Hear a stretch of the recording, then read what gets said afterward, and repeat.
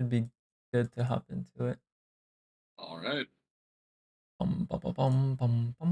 YouTube chat's always. I wish I could just default turn it off, but because I'm using Restream, I think it's just not a thing. Yeah, right. Go through the extra steps. Good to hop.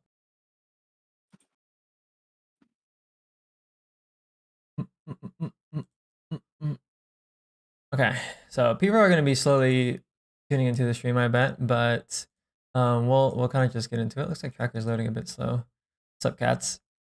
So I just maybe want to start with giving you a brief overview of what this session typically is, I guess, doing, like what it's meant for.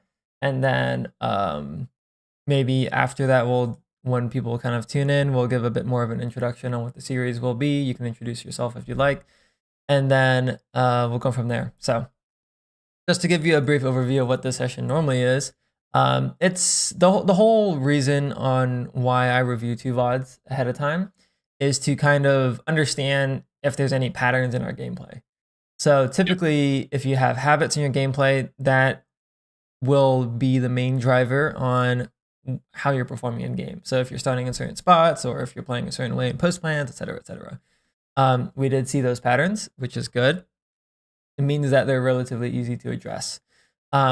The other reason why I like to do the session where I do two VODs is that it also allows us to treat this more as like an audit rather than an actual VOD review.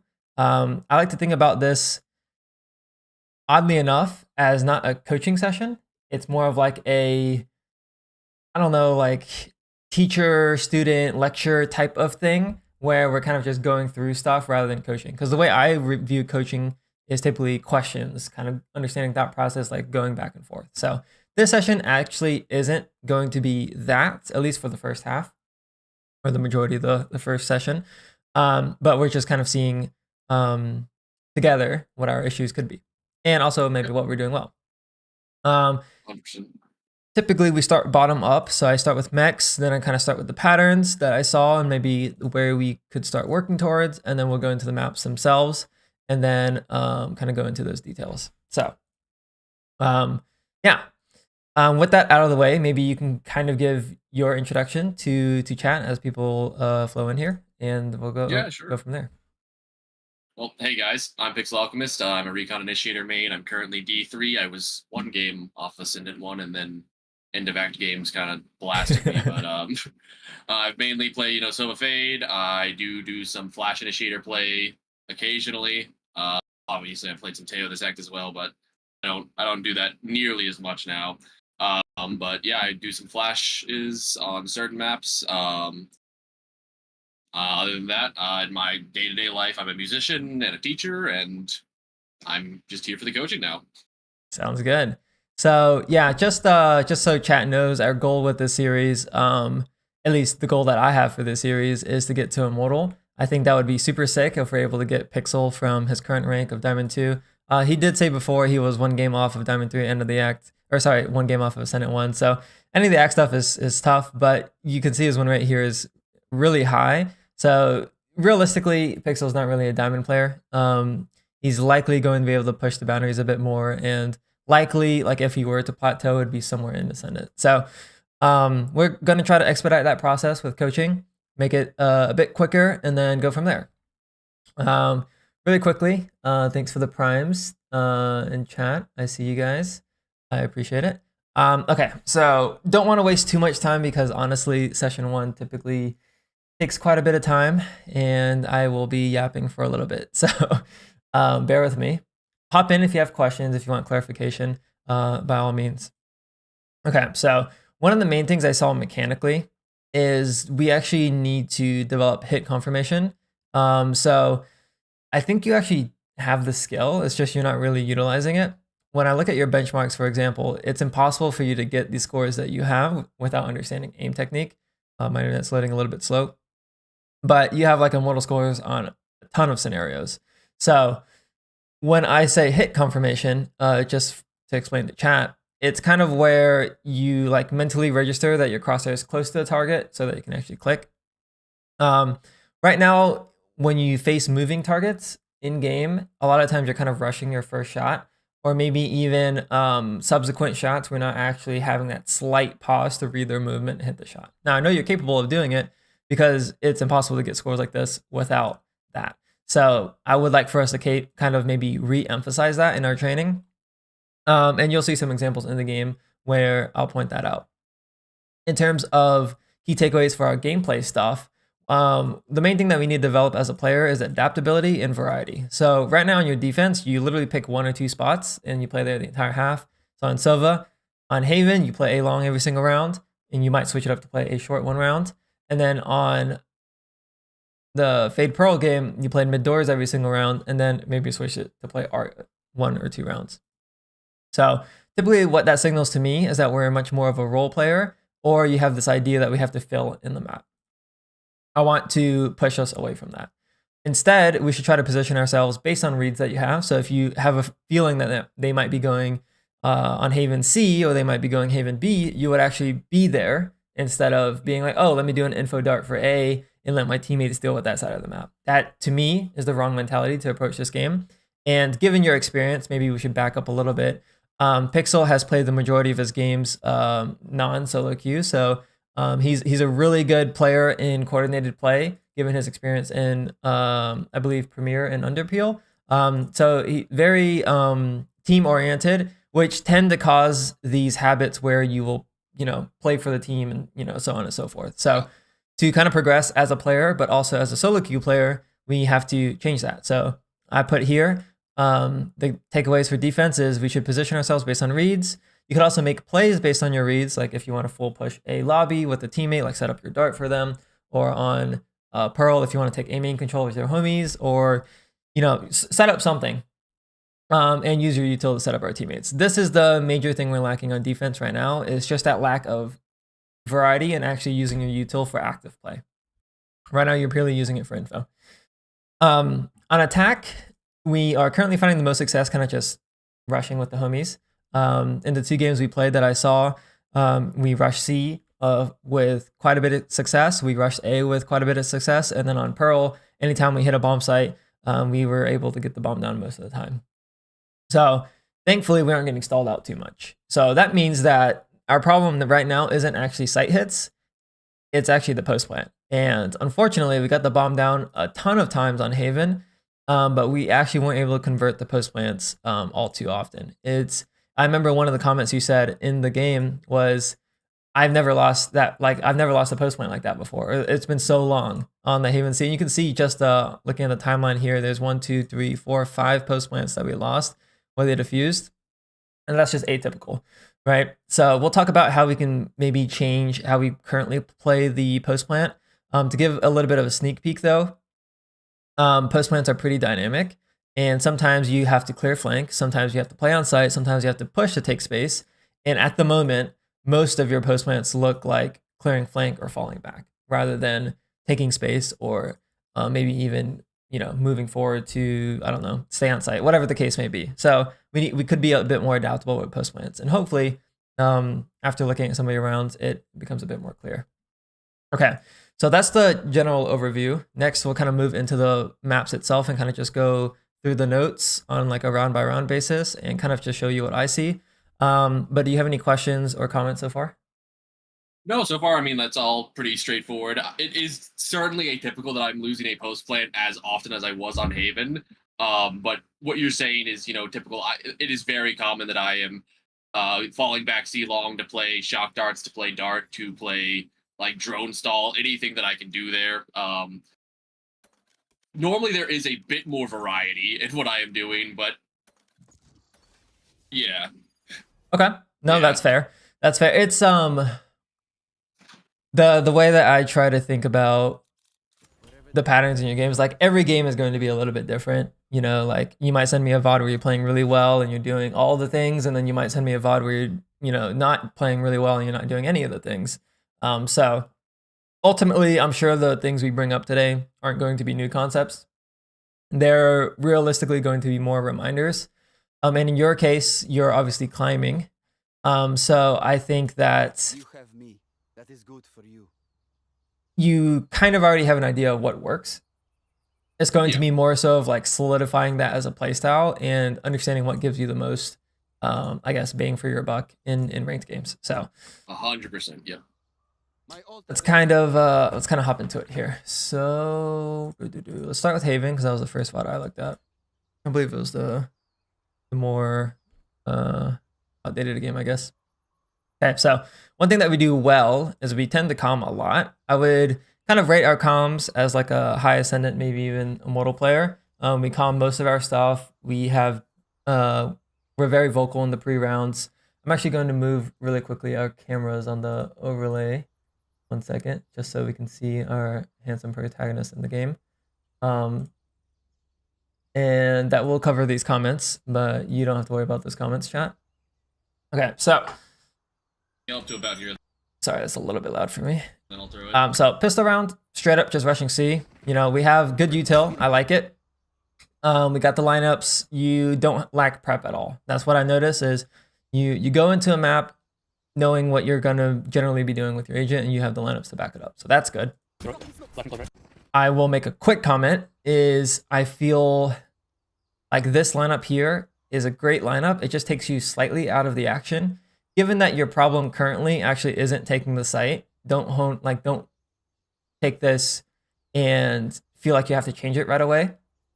But if some games you feel like you were going into the execute and you just couldn't take the site and you felt like you had to be part of the trades, like actually be a bit more forward, then you might consider doing a lineup that is closer, or you might just, yeet the dart as you're kind of scaling. Instead of doing a lineup dart, something like so you can just be a bit closer to the action. If you aren't having problems with that currently, don't worry about it. It's just something I wanted to point out if it becomes an issue in the future. So we get on site, we plant the spike. This pretty much happens the entire game. As soon as we get the bomb down, we throw a shotgun spawn, and then we kind of go back a little bit. You recognize there's a trip on flank, so you kind of just jiggle garage and do your thing here. Not too crazy. Given the circumstance of this post plant, it's 5v4. Bomb down, flank is secure. It makes sense to stay on site and kind of just vibe here, right? So I think this read of the post plant is great. And then we just end up winning this post plant. You'll notice how much easier it is for your teammates to get trades when we actually play a post plant on site. And we'll kind of see how that goes into the game later. So if we just go see again, same thing. Site's pretty much clear, we plant. This time we're kind of doing a similar thing, playing on site. Easy conversion. Next round, we decide to fake C, go A. Nothing too crazy happens. Your teammates die A this round, and this round ends up being over. The only thing I might point out here that might be worth looking at is once your teammate starts fighting here, we were kind of unsure what to do. Should we dart? Should we swing? We kind of just opted for the swing. Not a big deal. I didn't really see like you be flustered like that in any of the other rounds later in the game. So that I just commented that I was going through. In terms of comms, again, you're very vocal. In the pre-round here, you said, I'm going to save dart for sight. Then you said joining short. Unfortunately, your teammate still died somehow. And then immediately after, you decide to pivot towards long just because your short player died, unfortunately. And then this might be one thing to mention. You have cool lineups and all that. We kind of just eat the dart here. Given that the execute kind of died as soon as your short player died, we might consider just gun out contact for a kill instead of resetting. Yeah. My thought here was that I didn't think we were going to end A, so I wanted to burn dart to just add more like this is definitely a hit, maybe pull another rotate, give my Cypher a chance to look for something, and then by the time we might get to another site, my dart's back up. Gotcha. Okay. So more of like a create pressure for the lurk type of thing. I think that makes sense for sure. Can't really argue with it. Maybe an alternative if you were looking more to take the game in your hands in terms of gun duels. I use air quotes here just because you don't have to play like this. But given that you're so util forward, it could be useful for you to kind of take the approach of where, okay, my teammate died short. The execute is no longer happening. Let's see if I can get a kill before burning my dart. And in that case, you might just kind of like peek out, look for a fight here. You might even take the risk to start walking up. And then let's say you luckily get this kill. Then that will enable you to actually continue the execute with the dart. Rather than using the dart as pressure, you can use it as a speed up tool rather than, just pressure completely. But I like your thought process. I think it makes sense. I think maybe what I'm proposing here is more of a typical we rush 5A and then the hit kind of got stalled. What do we do now? Do we just reset, or do we actually look for a walk into the bomb site? Right. Going a bit more here. So we end up resetting and going short, and then we actually did get the site. So the only thing I note here is your homie peeks out, you get a kill. You're kind of holding his right side site, which is great. He gets a kill here. Nice. And then we kind of immediately start speeding up, thinking that, okay, we get the kill, time to go, go, go. I would like you to exercise a little bit of patience here, just understanding your role as a recon and what that means when you're kind of hitting a bomb site. So I've played a decent amount of Sova. That was one of the agents I was playing back on my climb, and it was split between Sova and Raze at the last act. So my decision making as a Raze was, I'm going in, I'm clearing all these angles, I'm first entry, I'm doing all of that. But that completely changed anytime I locked in Sova. It's like, okay, I'm gonna use dart for homies. My teammates will scale my dart. I'm kind of just gonna be holding like threats. And then once like it feels safe, then I might like shock the smoke and then scale. But I'm a little bit more patient. It's like that tempo is like one step back, just slightly safer. So you don't get caught holding W. As a recon initiator, you should be rarely getting caught holding W, in my opinion. And that does happen here, but thankfully we do get the kill. But we should be able to just punish that play before it happens, I think. Going forward, you plant, you call that you had ultimate, and then you immediately position offsite. This will kind of be the start of our tendency to play our post plants off of site. The thought process here, you even say it, is I have ultimate. If you guys stay alive and stall, I can secure the round. And it actually does end up working out, actually almost perfectly. You're able to dart for your teammates on site, and then use your ultimate to secure the round here.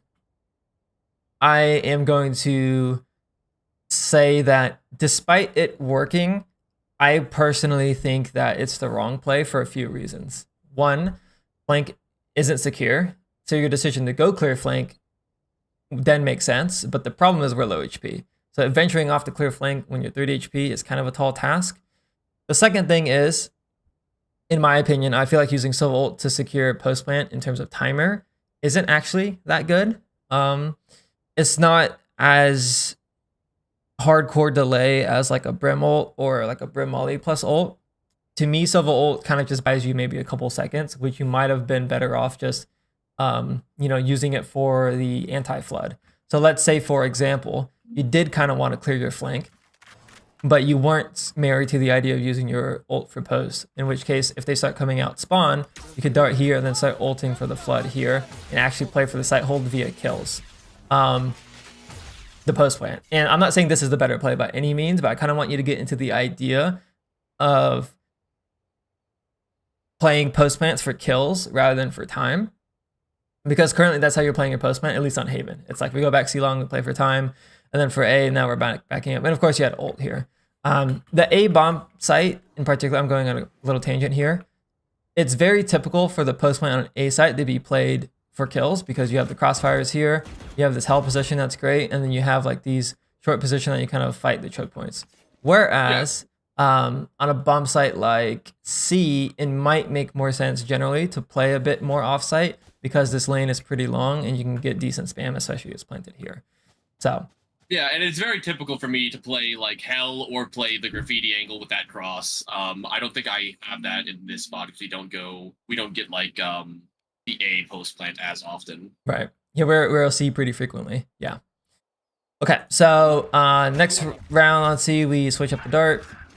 The only thing I note here is, interestingly, we don't use our drones for the C exec. You end up using it a bit later once they have op money, which they actually just shot an op here. But that's just something I noted. And then, actually forget, I think we killed a flanker here. So yeah, this guy dies. You kind of go forward and then you go back. You have a nice peek here, you get the kill. Nothing too crazy. Eventually we re-hit C. You time your dart well. You like coordinate with the Phoenix, like I have dart, ready to go, blah, blah, blah. Good comms, right? Your comms are going to be one of your biggest strengths. You even calmed, someone broke dart, definitely could be back site, could be plant. Your teammates clear the site, cool, replant. And then unfortunately your Phoenix dies and then we die. Nothing too crazy here. I just like the comms. And then this round you did actually drone C off rip. Kind of doing like a more default thing. Immediately after pressure is made, you decide, okay, I'm gonna go take the space. They pushed up A. I'm like, okay, cool. This guy is reading the game state. He's understanding that the enemy team is pushing A. He's going to take the space. I'm like, cool, okay. And then you're like, let me go full take space. You get this kill here. And then you will even full take spawn here. Now this is the anomaly between this round and all of your other rounds in your post plans, in the sense that you're actually in a forward position here. And that's likely due to the fact that the way we got into post plan was a bit different. This came out from a lurk rather than coming from a site execute. So you feel like you have timing here. You'll notice when we look at the patterns from your attack and your defense, you actually play a lot more like a sentinel player rather than an initiator player, in the fact that the way you play defense is to fill in gaps rather than fighting neutral space. And then the way you play attack, at least for this lurk, is a bit more akin to like a sentinel lurk. So that's something interesting. And then how often we fall back on to go check flank. So a bit more like a sentinel. We do take this space. I like our position here. If you held this angle completely, I would have been like, I should just stay here. yeah. Unfortunately, I was like, why did I walk forward? Yeah, this angle is just tough. Your tracking's actually good though. I noticed like you actually have good raw aim. Like this target kind of pops up on your screen, and your crosshair like reads that head movement well. Most people actually don't even react to that little strafe. So I can see you're able to read movement, and you actually have strong tracking. It's just unfortunately a bad angle here. So yeah. And then here's another round. We plant C and then immediately go clear flank. To be fair, it is a 3v5, so doing something is good. It's better than doing nothing. And then you actually hit a very nice peek plus shot here. And of course, surely there's a second, but we keep going here. C ult. We have sight for free again. And then this time, your teammate makes a calm. All right, you guys want to play off? And I'm just like, fuck. Because I'm like, damn it, Pixel just ran up to C long to play on site. And then he says, oh yeah, you guys want to play off? And then everyone just, well, you pieced out. You said some of you guys should have stayed on site. And then we end up losing the post. So simply put here, if you have numbers advantage, just keep it simple and just play on site. And, you know, go for kills. I think, how do I say this? I am very anti offsite post plants. I know how valuable they are. I know how many more rounds you can kind of secure from them, but I think that treating that as a default is very difficult. And maybe as you climb the ladder, it's going to be a little bit different because your site players are more likely to get kills in the post plant. But yeah, when I have played in like my trios, I'm like, oh, well, my guys got site. I can go play the post, and if I can 1v3 from C long if I need to, if I have all my util. Right. Yeah, it's very like I've seen Calm do this quite a bit. He's always playing for the round secure, especially in like VCT stuff. I want us to override that gameplay right now and think more gun duel trades instead of util. 100%. So unfortunately we do lose this. Honestly, the Sage hits a pretty nice shot. I slowed down this fight a couple of times. It's actually a little bit unlucky in the sense that I think your crosshair was super close to this guy. This might be where potentially, if we trained our hit confirmation a little bit more, this kill would kind of be a higher chance. But your crosshair is so close to that guy, it's unfortunate. Yeah, I really thought I was getting the Cypher cage. Otherwise, I would not have like committed to a crouch spray there. I gotcha. I saw the cage go out. I was like, oh, cool. I can just shoot this guy when he gets revealed, and then the cage didn't pop, and then I got owned. That makes sense. He had a nice shot as well, to be fair. Okay, and then going forward a little bit. Just not too much actually. Not that important here. I just wanted to point out that the B hit failed, and then you immediately try to go into a garage contact. I thought this was fine. You're looking for a play. You could use drone here. I felt like our attack half was low drone usage just in general. I think we used two C long and one for the A take, and then after that, I don't recall a drone on attack. So yeah, just something to maybe think about. This round here, you get the site plant, and you did call this in the pre-round because your teammates were recognizing that the post plant wasn't working. So in the pre-round, you called, I can just plant and then go for a wrap. Or actually, initially, you were going to dart and then just go for a wrap, but then your clove died, so you went and grabbed the bomb. And then now you would plant and go for a wrap. I think that it's a great pattern to go for, is planting and going for a wrap. I just would have liked to see at least one of our post plants where we actually took backside space, because most of your post plants is you're playing on like this like rectangle of site, which we didn't go B, but we didn't make it into the crossfire as backside this game, which you said normally you do go on A, but we just didn't really see it this game. So at least for C site. Yeah, for C, it's much like I am always in this area, and typically, there's sometimes where I'll go plat. It depends on a lot of how the round goes, but almost always I am in this location. That's fair. That's fair. And then yeah, unfortunately, they do take the site, and then we're kind of distracted by flank, and then that's kind of the round. So it's a tough one. I don't think you would have won this round even if you did stay on site, just because they had a numbers advantage, but you might have been able to fight your way out of it. Just to kind of give you an idea, I really like this position here that you opted for on pistol for your post plant, just because it allows you to kind of late peek into garage. So if you have your default player has contact, you can kind of peek out late that trade. Yep. An alternative that I really like, and it kind of requires really good awareness to kind of play these positions, but I call it like pivot positions, where you can kind of fight one lane and then quickly pivot and fight another lane. So I really like default for that reason, but it also means that you don't have that much space. So as soon as you start getting swarmed, you kind of have to fight your way out, which is kind of why a lot of people don't like playing it. Another spot that's fairly popular is onto this box, just to kind of fight spawn here. But just giving you some ideas, I guess, to play more on-site positions. Back here is obviously pretty popular. Less so as Sova, just because you do want to use your dart. So I tend to bias towards default or towards this little double box here. But playing on site for the trades, I think, will be a game changer, at least for the C post plant. So just gonna speed through this because most of the attack half is similar, where the post plants aren't going as well. This is more of a default round where you started the round droning. The default, you break the dart, and then you kind of jump spot. Your teammates get a kill, and then the op is spotted. So you immediately decide to walk up C. I was like, okay, cool. This is good. Very, very akin to Sentinel. Like you spot the op, you start walking up. And then the angle clear here, I think, was fine. It's just normally when you walk up C, you get to here, you peek logs first, and then you come back and do this. As soon as I did this, I was like, that was silly. I also know the Sova probably darted from backside, right, towards like right side somewhere. Like, yeah. As soon as this round happened, I'm like, I'm an idiot. It happens. It happens. Yeah. It happens. Okay, so 2 more rounds here. Lineup dart. Take the site. Boom, free site. Immediately clear flank. This is just your tendency. I think it actually makes sense here, but you can also see how we aren't there for the trades.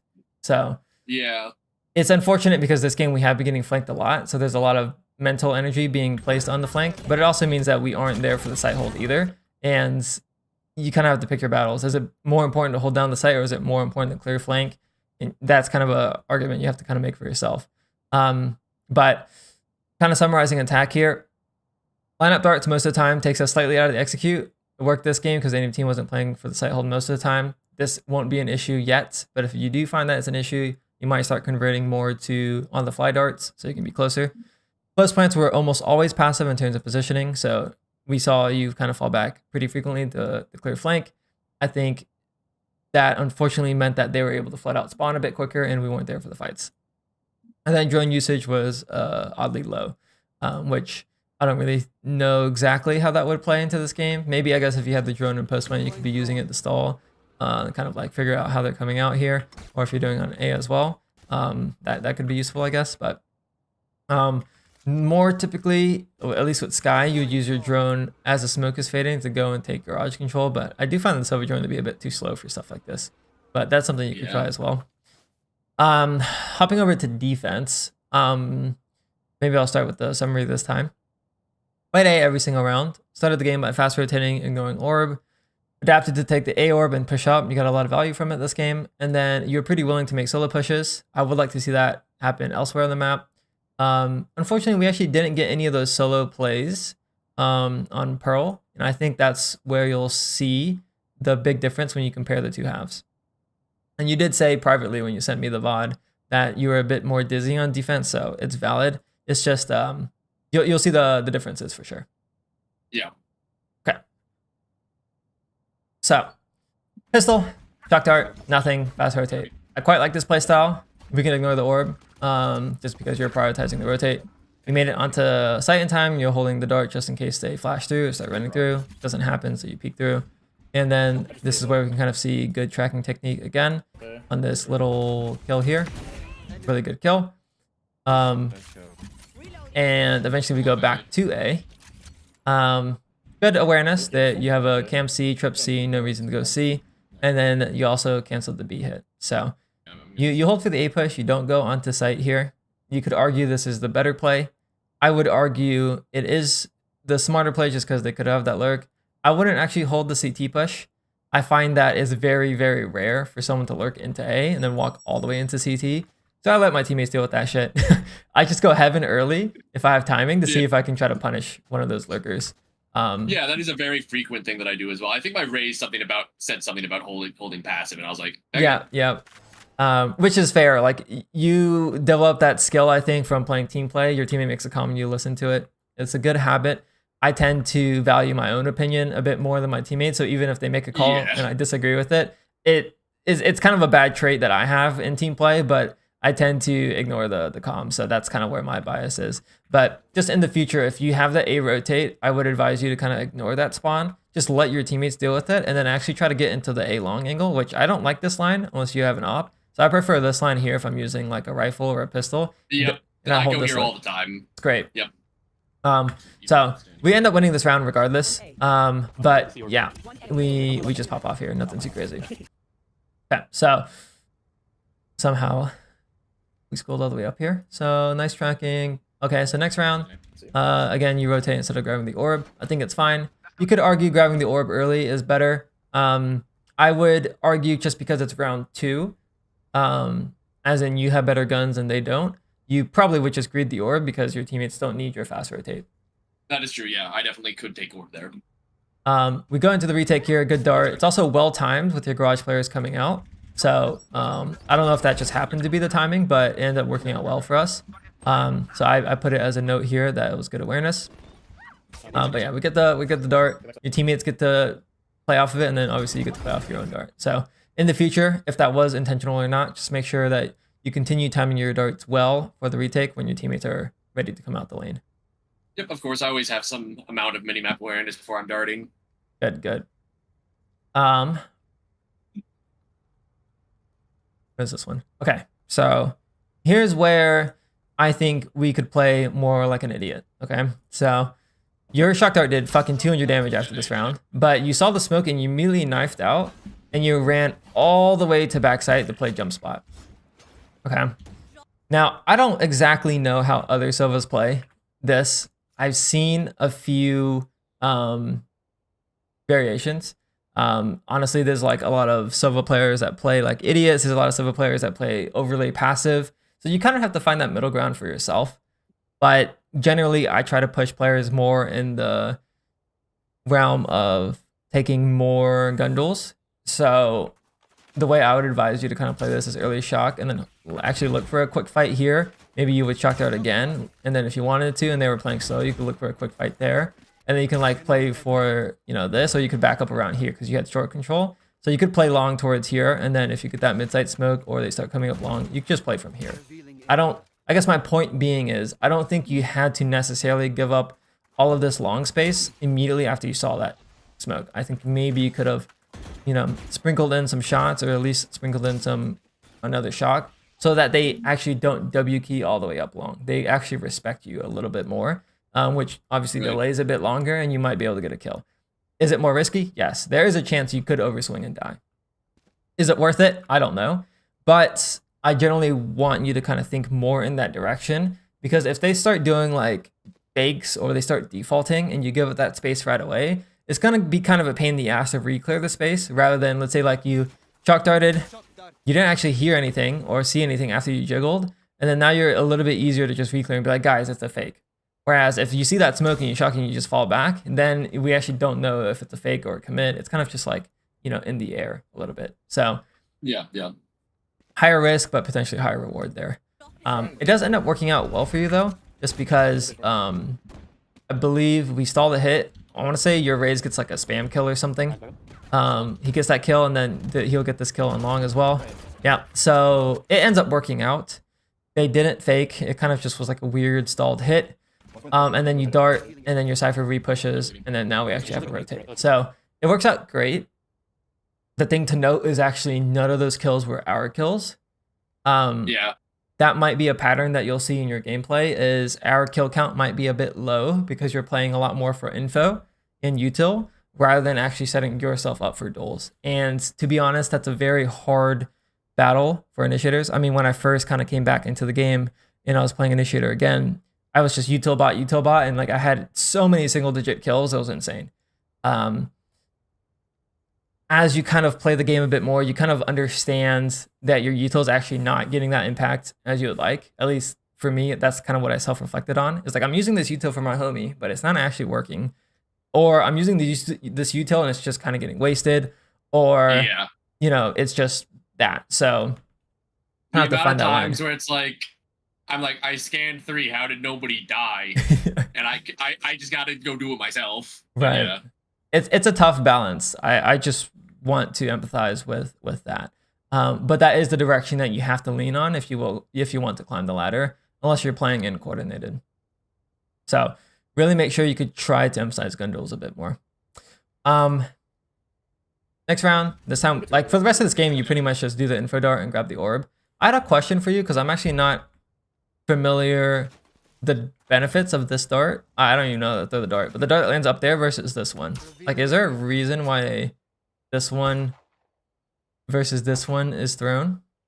The first one we'll see deeper into like the A main lobby area because it has that like angle that it can actually see through the door. Also, people just for some reason aren't ever ready for it. I mean, I also mix up and switch to that dart if like that first dart gets broken a lot, and I'll throw just something like that, but I'll throw it into the roof of the building. Oh, gotcha. Like a very high up. Yeah, I'll crouch and throw into the roof because that's just harder to break. But it's mainly just because it sees a little bit more into the lobby. Gotcha. Okay. I was just curious, mainly because of the timing standpoint. I feel like when you throw this one, it feels like you're a little bit later into the angle compared to the other one. But yeah. You know, it was more of a curiosity question. So we dart, we get the orb. This time we rotate. Nothing too crazy. And I believe your teammates just win this round. You throw some shocks and then the clove kills 4 or something. So just good C hold from the homies. Nothing too crazy. Next round you do the dart plus orb again. This time you actually decide to push for space. And you got a lot of value pushing for space this game. This round you actually have a good flank into window. And you have another flank later in this game. So this round here, you have A. This is why we switched it to short. So this is kind of where I'm thinking maybe you play more to fill space. It almost looks like you're actively avoiding your teammate. So in this case, your Phoenix is long. You go short. Ends up working out. You play really aggressively and actually get a kill here, which I'm like, hell yeah, this guy's like not scared at all. Fearless, pushing short, kill this idiot. Fell back. Use your dart for the hold. It was your Phoenix wall, by the way, that did block it. Yeah, when I looked back, I was like, oh. Yeah. But it was a good round. It's just interesting that we decided to leave our Phoenix. It's because he had an op, but I felt like I didn't need to be on the angle with him. I thought I'd get in his way. I gotcha. Okay. I mean, valid. You'll see that pattern as well later on Pearl as well. But play A again. You have ult this round, so something I wanted you to consider is every time you have ultimate, you would actually play in the middle of the map so that you could just easily pivot and use the ult for the hit. Yeah, something I do a lot is I'll call somebody else to take A main contact, and I'll go A link, and I'll get on top of that box. I'll throw a dart lobby, and if we get A contact, that's just a super easy ult line. Or if I have a read, they're going to go C, I'll go to like the box in the corner of C site, and there's a dart that goes into C lobby, and I just, again, a perfect ult line. Gotcha. So we didn't really use it this game, but you're familiar. Okay. This round, again, you push up for the space and you have a good flank. So you do a good job of setting yourself up for pushes and positionally this game. It's just something we didn't see at all in the Pearl game. So you have a really nice 3K here. Pop. If I go a little bit back, if you want to dissect the aim a little bit, this is where the potential moving targets starts to become difficult. To be fair, we also have a Phantom long range, but this fight here, the Silva's moving, and then this Clova is moving a little bit, so it's a bit harder. Ultimately, good recovery, but you'll see some other examples with moving target fights later. So I like the play. I like that you are able to take aggressive space. I like that you're able to identify when you should speed up on the flank, stuff like that. The main thing to change, though, in my opinion, is the fact that we have been playing A the whole game. I think if you played some rounds on B, would have been fire. I think if you even played some rounds in Garage, would have been fire. In particular, it's really good to play towards Lynx, like in this lane here. Just being ready to ult if they go C, because you can deny the C split via Garage. Yeah, and hit the Garage, yep. But yeah, I think our starting position is the main thing that I would like to see adjusted for defense. That's pretty much it. You have a good idea of what you're doing with your current playstyle. We have to figure out how to play the other side of the coin when it's necessary. Because right now this works great when your teammates are great. Yeah, and an adjustment I do make on Haven especially is that if I'm losing the C hold, I am playing much more towards B or Garage. I'll play for like the window spam a lot of the time, or I'll just like be able to drone B, get that info. But a lot of this game is like, oh, our C hold's fine. I can just lock down A and get my orb and then either look for this push or rotate. Okay, that makes sense. You know, there is that saying, it's like, if it's not broke, don't fix it or whatever. I can't really argue that point, that you should be adapting and changing because it's working well. I will only say that maybe you could try to position yourself based on the read a bit more instead of relying on your teammate. But you know, 100%. If it's working for you, you know it's working for you. I feel like we had a couple good flanks again. Yeah, this one here. I threw this so hard. We got a god timing though, but yeah, it's unfortunate. I know. I had a perfect timing, and I thought they had already all crossed, and then Reyna scared me. Yeah, it was an NT. I like your position here. I actually would have never thought to go into window here. Like if I was in your shoes here, I would have been like, oh shit, they're coming, and then I would just like hold my ground here and try to go for kills. I've actually never thought about going into window to go for the late flank. So kudos to you. I thought that was very creative. Yeah, no, I should actually just kill all four, but it's an NT. That does happen actually later on Pearl as well, where you end up shooting slightly too early on your flank. So I wonder if that's like a nerves thing. But you do tend to shoot the target as soon as you see it, and I think that might be a slight thing of the hit confirmation I was talking about earlier. Your reaction when you see an enemy on your screen isn't allowing your brain enough time to aim at the target before you shoot, if that makes sense. Yeah. I think the two VODs, my gunfights are definitely more of an anomaly here. They weren't as clean as I would typically have. Sure. And you would know better than me for sure. Okay, so defense, we're just playing A a lot. That's the main thing I would like to see changed. And then for attack, I would like to see more postmans on site. Simple enough? Yeah. Okay, let's hop over to Pearl. Pearl's a bit tough. I find I struggle quite a bit on this map just because it's kind of hard to take neutral space. But yeah. So to kind of summarize defense, lack of variety in starting positions, like we kind of talked about. Mid door pretty much every single round, aside from Art one round. And then I kind of just restate the importance of initiator to try to set up teammates. So if you see your teammates like 2 or 3 stacked B side, you could try to abandon your mid position and then just go and push B with them. If you see teammates heavy A side, you could try to abandon your position mid door and maybe haunt through the little Art window to scan A main, or you could just go A main with them. You know, that kind of playstyle. I think if you can really lean into abandoning spots and using util for info and use your util to take fights or set up fights instead, your Pearl would just look a lot better. Yeah, this is something I need to get more comfortable with as I solo queue more, because it's much easier to do that, you know, when I have my party members, the people I play with, and I'm like, oh, I can trust these guys to call and play with them, but I just need to get more comfortable doing it in solo queue now that I'm back to doing this. No, valid. Burton asks in chat, why so on Haven but no so on Pearl? And I believe we might have talked about briefly, but yeah. It's just actually I initially just learned Fade Pearl. I never touched Sova on this map for some reason. I find that the Fade is a lot more flexible and the eyes are extremely powerful on this map.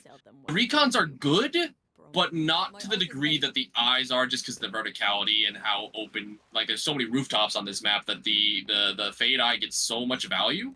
I also really enjoy. Like I don't like the drone so much on this map.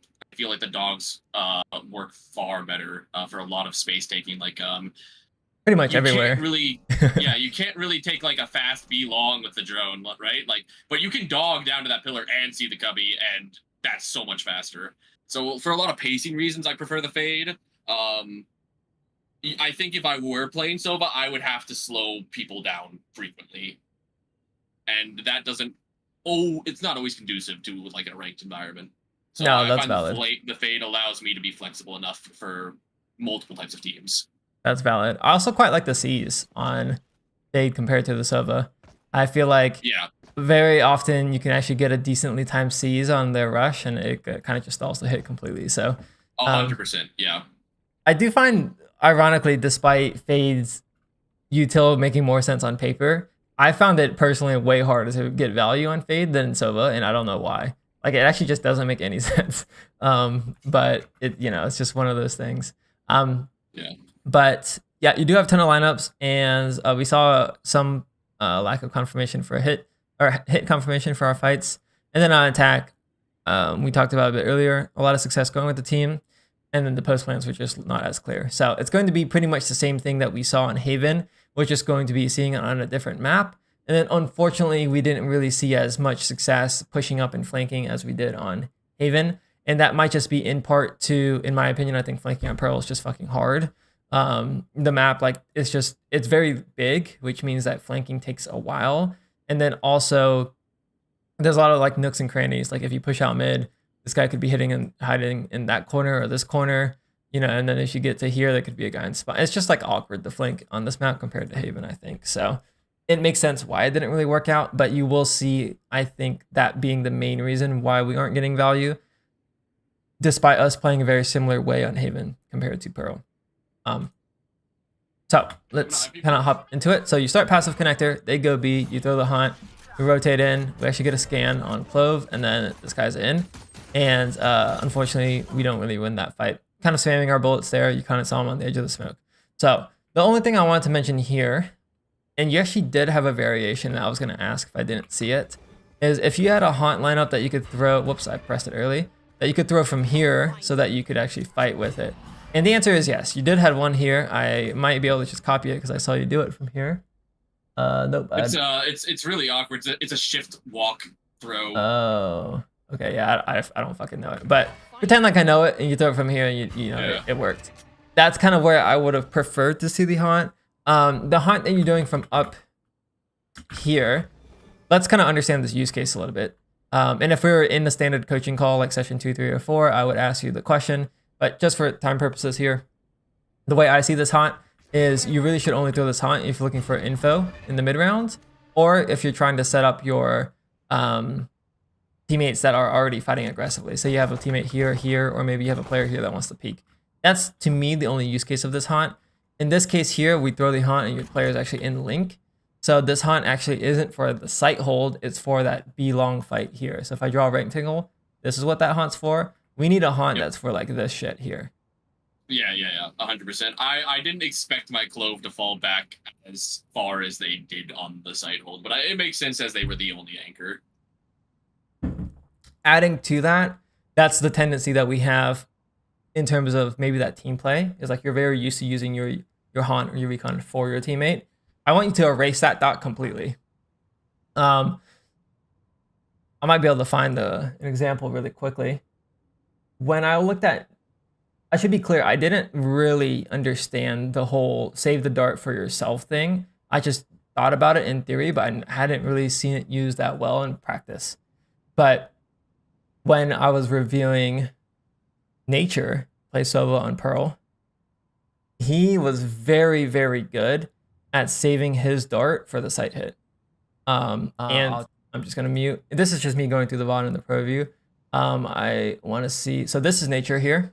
And I'm just going to skip through kind of muted, and it's going to kind of go back and forth a couple times, so it's going to be annoying. But you'll notice that he doesn't use his haunt ever for early info, and he only uses the dart for when he's physically close enough for the site hold. So in this case, he darts art, and he's trying to hold for the art hold. Unfortunately, he actually doesn't go through with it. But if I skip forward here, he's holding his dart for the B hit on his round 2, just playing behind the pillar. He unfortunately got scanned out, and now he's darting for himself again. Like his util is primarily for him. I'm gonna skip forward for his gun round here. You can see he's jiggling art here. I'm just gonna go 2x. It's a bit disorienting because I'm going back and forth here, but unfortunately he gets timinged here. But his whole idea here was to try to play for art, dart, and then he was gonna fight off of it. This guy kind of just ran up on him. Step forward a bit more. Let's go back. Okay, so he's rotating spawn. They're hitting B. I really like rotating spawn, by the way, instead of street. In your case, you're playing street already, so your B rotate's going to be quicker. But if I'm not already the connector player, I find rotating street just is really difficult to get out of. So he's rotating heaven here. I agree. He has his dart, boom, dart for himself, and then he's looking for his own kills. Unfortunately, he doesn't get his own kills here. But this is the theme you'll see in his gameplay. This round he plays towards A. He's predicting that it's going to be an A hit, right? So to keep that in mind, he's positioning himself in a way that he's playing for the A hit. So they have fatal here. It's like, okay, it might be A here. He has his dart ready for it. They come A, he darts, and then now he's popping off with his own util, right? So if you really try to embrace that mentality of this recon scan util is for me, you will be able to pop off. Skipping forward a little bit more, he darted B long, and then this was just fucking nerdy, but he darts B long, and then he will go back into elbow for an ult. I was like, oh my god, that's fucking big brain. And then if he doesn't get a great scan, he just goes back to elbow drones and then ults again. So he has 2 chances to go for an ult, one with the dart and then one with the drone. Yeah. I was like, that's genius. Bit redundant, but I'm going to show you a couple more examples, and then we'll go back to the VOD. So this round here, they're hitting A. He starts like somewhere in mid, I think. Yeah, start somewhere in mid. They go A, so he immediately repositions onto A site. Looks like, yeah, he broke the haunt. Immediately repositions onto A site because his neon dies. And then he's playing for the A hold again. Yeah, I'm going back and forth. This is why I hate reviewing my own VODs, but when I review VODs, because obviously there's stuff going on there. But you'll see his dart here, holding it for the hold. That's a really nice dart, by the way, but yeah, that's his hold. So he doesn't dart for his teammates, right? That's number 1. Number 2, he's always in a position that he can use his dart for the site hold, okay? And that comes from pre-round reading. That comes from rotating in if you're quick enough. So in his case, if he was starting art and they killed his A player, he's able to get onto site quick enough. In your case, if you're playing street, you might be able to, like, if you're quick enough or there's enough B delay, you might be able to get to, say, here. If you're playing Sova, you could dart here. If you're playing Fade, you could dart here. And then, you know, if you made it to elbow, you could as well. But like actually trying to get onto the site quick enough. Like I said, sorry, I was going to say really quickly, your teammates didn't have any fucking delay. They got ran down the whole game. Yeah. So. And that's a situation I really struggle in. Is it like, I can't get to the site. Like, I can't flood. And if I can't flood, I typically struggle. Yeah. Unless I can like actually coordinate a retake. But I was gonna say that the concept of like using, you know, my scan util for myself is like, I think that is probably why my Sova win rate on Abyss was 16-2, because I can get to either site fast enough to kill people through those smokes every time. Right. It is so easy for me to get to like A site heaven, dart, and then get an ace because they don't break the dart in time, and I can actually just kill them all. And I think that is something that I do need to look for more in other maps. Because obviously it works extremely well in Abyss. I mean, I'm 16-2 on the map. So if I could find a way to put that kind of concept to work on these other maps, it would obviously pay dividends. For sure. And intuitively, it works on some maps better than others, right? Like this playstyle, you know, it might not work as well on like a map like Bind. Yeah, I know it's leaving the pool, but just like theoretically. So yeah, unfortunately, that's kind of the pain point of Recon Initiator, I think sometimes. But you are completely right. This is the direction that you need to go forward. And you've, like, from your experience, you already said you have so much success on it on other maps. It's just a matter of applying it. Like you're completely frying here. It's just a matter of applying on other maps, and I think that Pearl is difficult to do so, and it comes from actually having different starting positions. So the fact that you're connector every round is very limiting. For the case of trying not to repeat myself too much, pretty much this entire game we start mid door, then we Prowler for mid info. And then that's our play. If they go B, you'll haunt B, right? So in summary, if we just actually want to see it, your round start is this, and then they go B, you rotate in some fashion and throw a haunt there. And then if they're going A, you might rotate this way, but we tend to be a bit slower to rotate towards art in order to actually play for this art hold here. So you'll see that maybe if I find the rounds.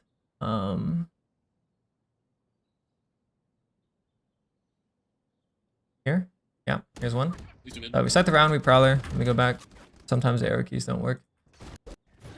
Prowler, you have no art player, and then your art players die, and then we aren't able to rotate art quick enough because it feels like your job is to hold mid door. And then now they're dead A. Okay, so what would nature do here? I don't fucking know. But what I do know is that if you wanted to kind of abandon your spot and go and fight with your two other players A here, you could try to actually have an art hold there. And you know, just play for that. So that's something to think about. Let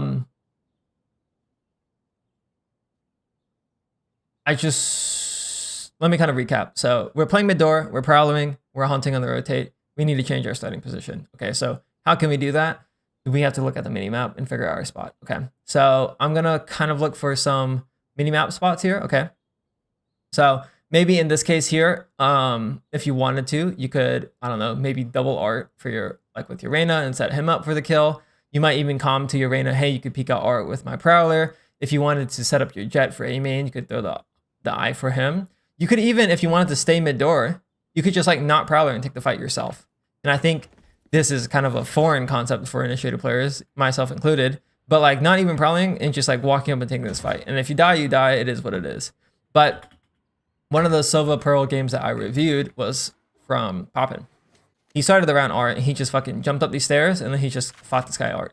And that was his round. It was like irrespective of his agent because he's willing to take the duels. The Sova Haven game, when I watched Poppin play, he just white swung down A short and got that kill, right? And you might be thinking, well, Dopeye, he's Poppin. He's like a high rank player. He can do that. Okay, I understand. You have to kind of divorce the idea of being like a good play being tied to the role, right? Sometimes the fight and the play is just the play, and then the role is kind of after that. So I always like to say Valorant is a shooter first, and then the util and all the agents and stuff, all that shit comes second. So if this mid door fight is viable, there's nothing actually stopping us from doing it on Recon aside from ourselves. So that's something to think about. Generally though, it is safer to use your util here. It's just that habit you're getting into, which means that you get less gun duels than your teammates do. Okay, so I kind of yapped there, but you can either fight mid door yourself. If you wanted to kind of do the other route of adapting, you would use your util to set up your teammates. So you could haunt A main, you could maybe even haunt B main, you could maybe even go art with your Reyna to Prowler for her, or you can tell him to peek with your Prowler here. Going forward a bit more, so you mentioned when your sight holds are bad and you can't rotate quick enough into the sight hold, that's a sign for you to start playing the sights. So in this round here, you do your same start and you have two B players here. And unfortunately, they drop like flies and by 132, they're dead. Okay? Yeah. So you could argue when you review this VOD, we just have bad teammates here, so we can't win and we can't play our Flood's playstyle. Okay, valid. Okay, so that means that we have to do the problem solving in the pre-round. Which, if you can kind of recognize that we're losing the pre-round earlier, or even if you recognize that you're having a poor performance, you could try to like coordinate some type of push together. And oops, I don't know how this happened, but you're really vocal in terms of comms on your attack half, and like how you want your teammates to use their smokes, how you'll use util to take the space early, but there's none of that being translated over for defense, which is kind of interesting. So kind of bring some of that attack calm and coordination over to your defense, and I think you have a much greater time. And I know I'm kind of repeating myself here, but it's more so of like reminders and actually internalizing, because you're familiar with the concept, of course. It's just we have to actually implement it into our gameplay. So less potentially of a flood playstyle on certain maps and more of a contest neutral playstyle or neutral space playstyle when it kind of accounts for it. Or even just abandon the mid space completely, like we saw Nature do. Like some rounds he's just AFK in pit because he has a read that's an A hit. And if you look at the menu, like the ults here, you might consider like, okay, Ice ult, KO ult, it's probably one of the sites. You could maybe even just gamble that and then like fight one of the lanes, or you could just play in spawn to try to flood a bit quicker. I don't know, but I'm kind of just spitballing here. And to be fair, we have the power of hindsight here, but I can tell you that when I'm playing Recon, or even when I'm playing just in general, like I'm playing Raze, those are decisions that I'm making in the defense. Like, what are they going A or B here? Like, it's like an intuition thing, to be honest, but I kind of, in hindsight, can put words to it. I'm like, I can feel that they're going to go B, or I can feel it go A here because I played so many games. You actually haven't played that many games, so you might have to like sit there and think a bit more logically. Like, okay, they have ults here. Like my teammates A holds are weak. Let me try going A here. But like 700 hours, to be honest, is not that much. Yeah, right. And there are maps that I feel very comfortable with that kind of idea. Like on Lotus, frequently I can just like call, oh, just leave me A. I'm gonna sit in tree with an Odin, and I can just hold the site by myself. They probably are gonna go C though because they have KJ ult, so just leave me here. Right. So you have those reads. We kind of have to apply it here. And Pearl's tough. Like I said, Pearl is tough. So to kind of give some examples on how you might want to aggress space. Like let's say you wanted to aggress B. I think the common way that people do this is typically like C's early, followed by the Prowler. And then like your teammates just run up on the angle. I think the common way for people to do it on A is the Sova Dart, or you can just Prowler early. But I think you'd probably have a pretty decent time if you're starting the round like this, and then kind of mimicking your Haven playstyle almost, where you just util early for the extremity and then get the orb. Yeah. And kind of just, I hate playing mid on this map, bro. I feel like it's very hard to get good fights. Like the art fights to me feel terrible. The mid door fights to me like are awkward. I normally get util dumped here. Like if they just peek you dry, then it's amazing. But peeking out of mid door is awkward, unless you get to this angle. And then rotating street sucks.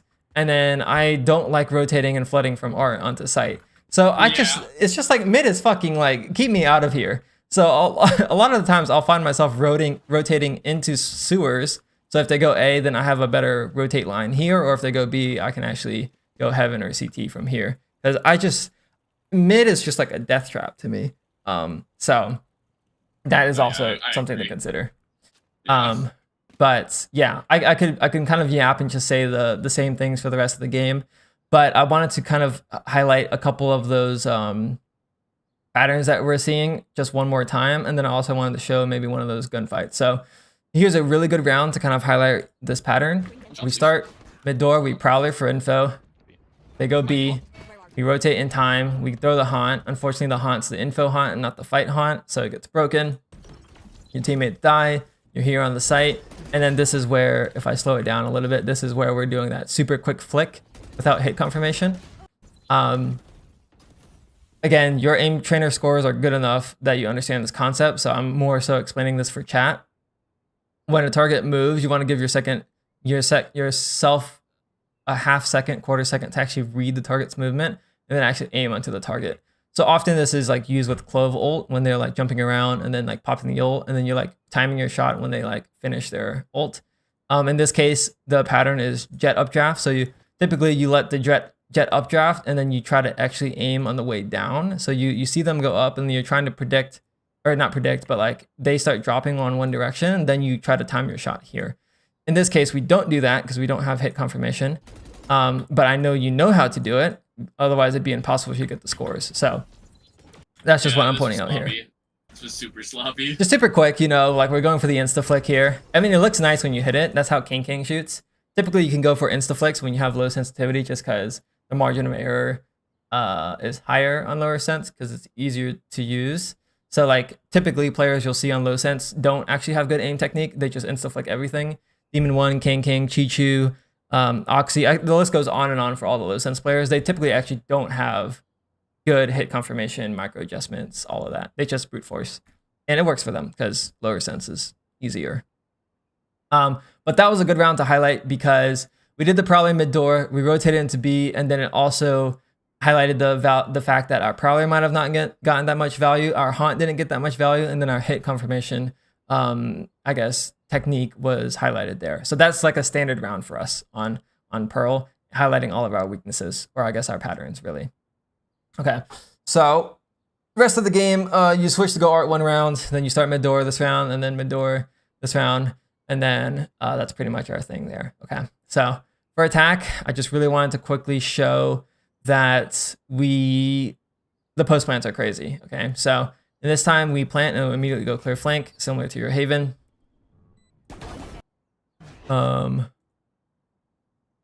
This round here, we get the site. You have good awareness on the dugout. Like, we aren't having problems getting onto the site and planting the bomb, right? I just really want to reiterate that. Getting the bomb down is like the least of our concern right now, which is most of the time the biggest concern for most players. And you tend to have really good comms. You even said play out, like, I'll play off you.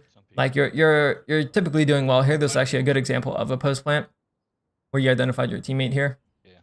And then later in the game too, you even adapted well to just 5-man hit, because earlier in the game, you conned, let's do an art split, and then everyone just went A main. So you adapted next round, just go with the homies. I thought that was hilarious. So you'll see a post plant here. Really nice swing.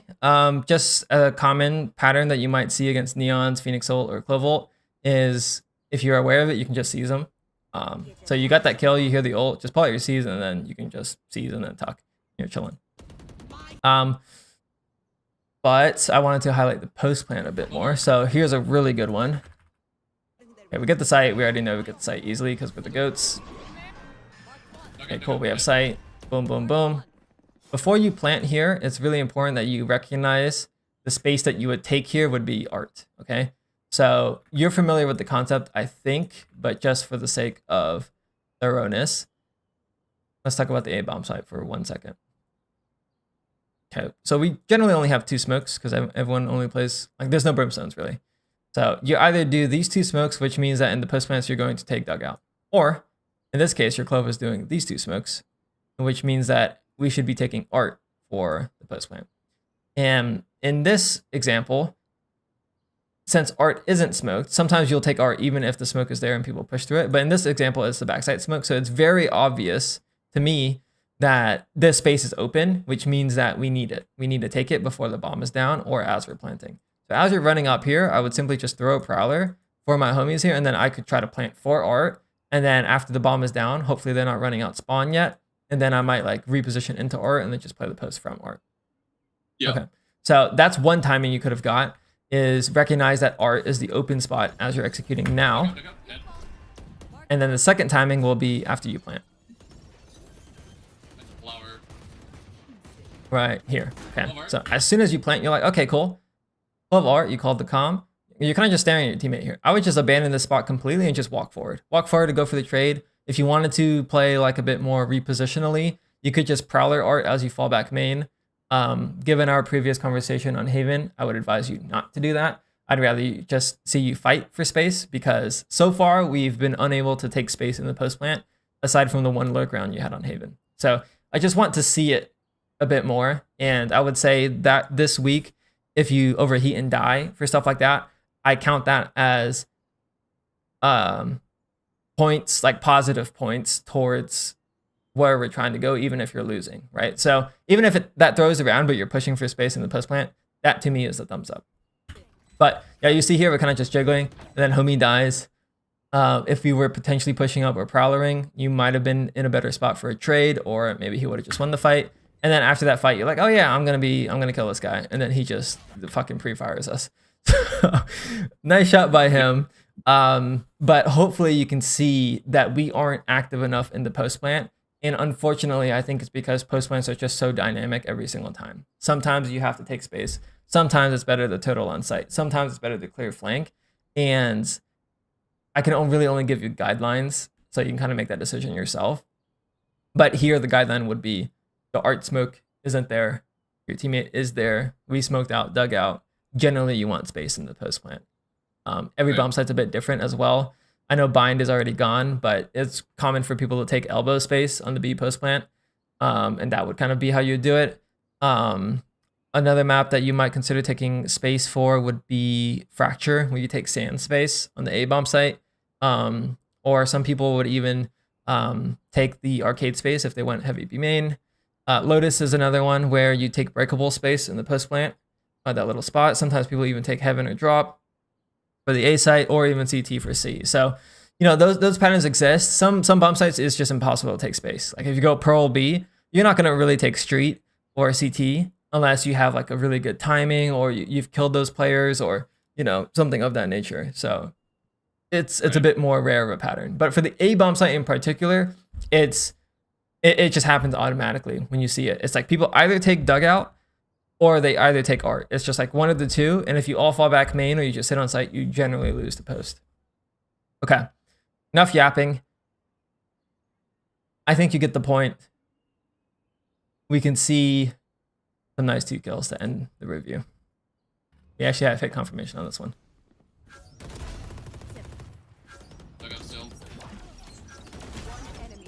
Yay, 2 kills, hit confirmation.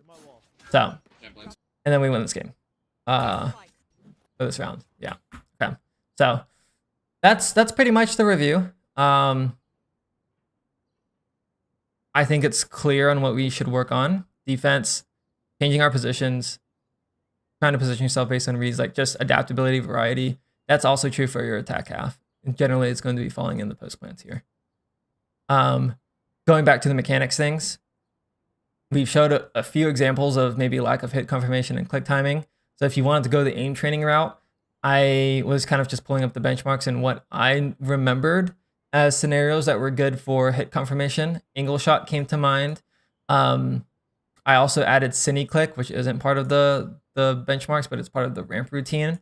And then one wall, one target is just the one that like it goes in a straight line, you kill it, it spawns somewhere else, and then kind of just Yeah. You could go for something like that. You don't have to do it in the aim trainer. You could actively think about this in just deathmatch. Like you could play a deathmatch where you're tapping only. Some people will do it where they play like sheriff only and they prioritize getting their first bullet. There's a ton of ways you can do it. You can even do it in the range where in Valen's warm-up video. Have you seen Valen's warm-up video? Oh no, not Valen's. Okay.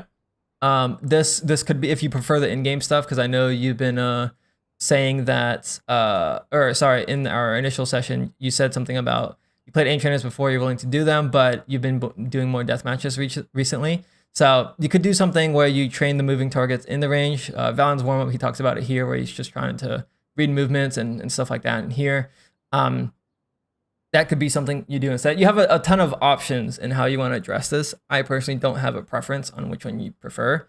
It's just you have to do something to address the hit confirmation, because unfortunately it's holding you back right now. All right. Okay.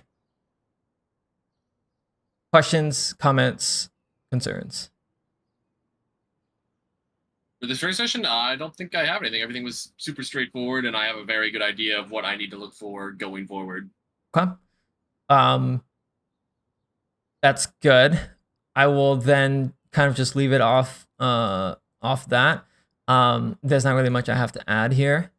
In terms of like throughout the week, just really make sure that you refocus your attention onto these things. Even if you feel like, say, like 3 or 4 days into the week, you're really good at doing this already and you'd rather move on to something else. If that happens, hit me up, and then maybe that's something we can kind of talk about. But generally, it's just run your head into these things over and over, even if it causes you to lose games or win games. I'm not that concerned at this moment for you to try to adapt your playstyle in a way that wins. I'm more concerned in a way that you just play to do this adaptability and variety to adjust your defense and your attack. And then from there, if it makes sense for us to try to start playing to win, then that's something we can talk about next week. Okay, cool. But yeah, we're looking good, man. We're looking good. The comms are great. Keep it up. And yeah, we'll just wait until the next week to see where we're at. All right. Do you have a preference for what maps I submit? Should it be the same, or? That's a good question. Generally, I like to move on to new maps, but that is also under the assumption that the previous maps have improved just by the session. So sometimes it makes sense to kind of review the same map again for implementation.